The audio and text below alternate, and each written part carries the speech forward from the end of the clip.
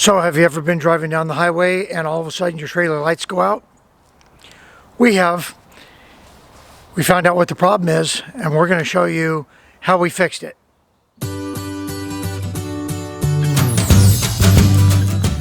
Hey, welcome back to the Happy Place Diaries. My name is Jerry, and in this video we are going to replace our 7-pin connector. You all have one. We're going to show you how to replace it and why we have to replace it. So stick around.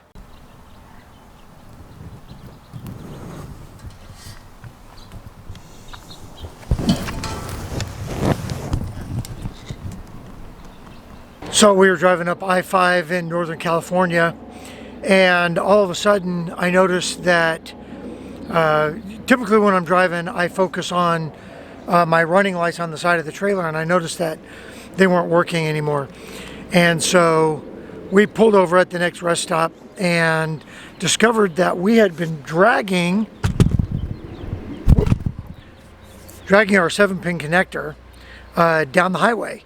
It was still plugged into the truck, but there was enough loop in it that it had drug and basically just ripped all the cable, well, not all, but most of the cables or the wires inside completely disintegrated.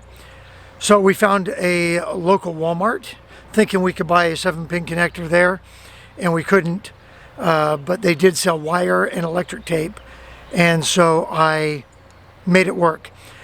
Well, it's worked for a while and I never got around to replacing it until today.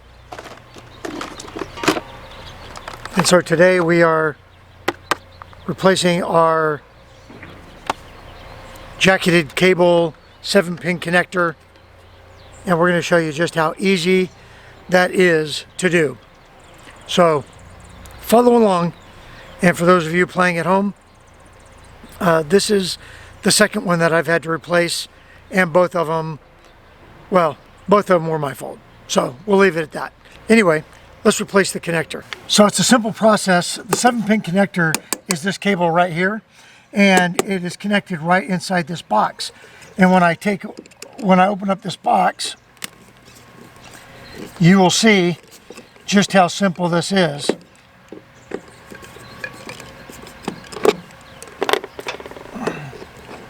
The nice part is this 7-pin connector connects to the truck, so other than battery, there's really no power coming to it.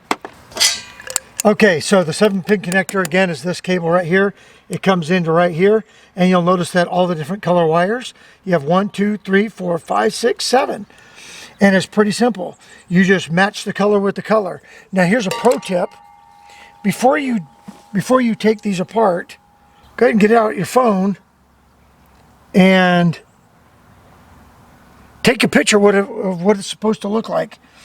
That way, as you're doing this, you can refer back to that picture. But really it's simple. You got white to white. You got, well, let's start on this side. You got blue to blue. You got brown to brown, green to green, red to red. Yellow doesn't connect to anything.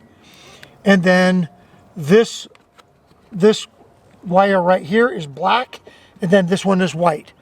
So you just match them all. The only one that doesn't line up to anything on the bottom is the red. So I'm going to go grab a socket and we'll get these pulled off. And then you'll note on your wire here, and I'll pull this out of the packaging. There's your 7 wires. You got black, white, green, red, brown, yellow, and blue. So they all match up. All right, it's a pretty simple process. Again, the tools you're going to need for this project, you're going to need a screwdriver with a flat head. At least if your box is like mine. You're going to need a socket, and this is a 10 millimeter, and it fits those little nuts on there. And you're going to need some wire strippers. And that's pretty much all you need. Let's get going. Okay, we have our new wiring harness, or our new 7-pin connector wiring, and we're going to get all the zip ties off of here. All right, so that's going to be ready to go. What we need to do first is take off the old one. So that's a 3/8, not a number 10.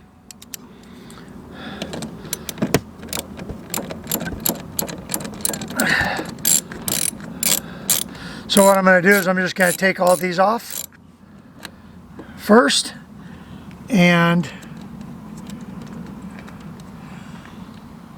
then we'll get back to you.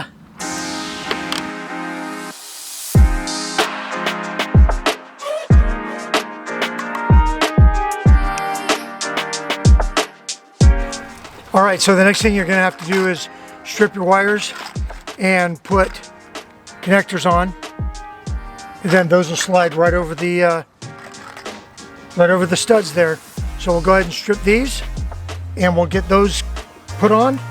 We'll use this tool here, and we'll get that going.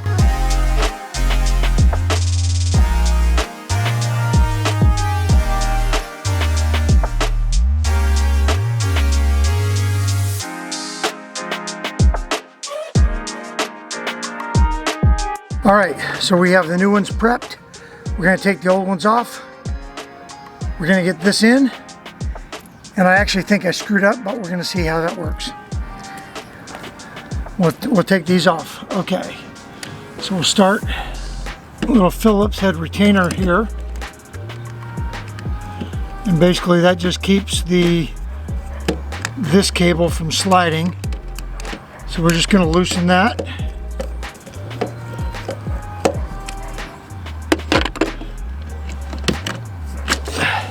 Slide that out, and your old 7-pin connector is out. All right, let me just get that out of the way.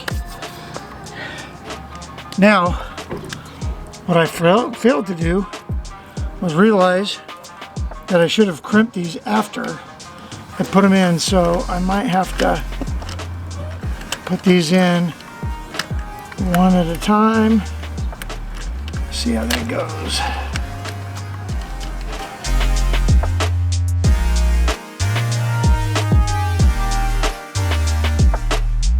Let's go ahead and get these in, get stuff out of the way. Now the nice part is I didn't have to take them all off.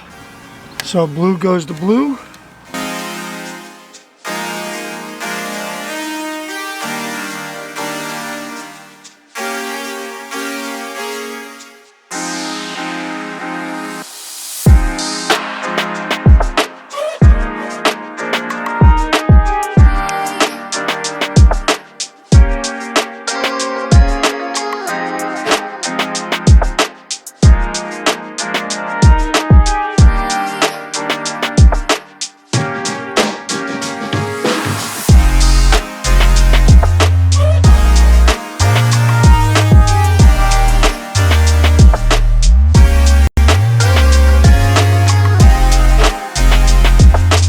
Okay, the box is back in place. Now I just have to route this out to the front and then test it. Cool part about this new 7-pin connector is it has a light display here that basically tells you that the lights are on, the tow, brakes, here's the brakes, an auxiliary. So this is lit up. You can't really see it in the video right now, but that's lit up right now because we are plugged into the house. So that's saying that there is power going to the trailer. Okay, well that's it. 7-pin connector is connected. It's working properly, and we're ready to hit the road again. Hey, if you like the video, give us a thumbs up. If you haven't done so, subscribe and share it with a friend.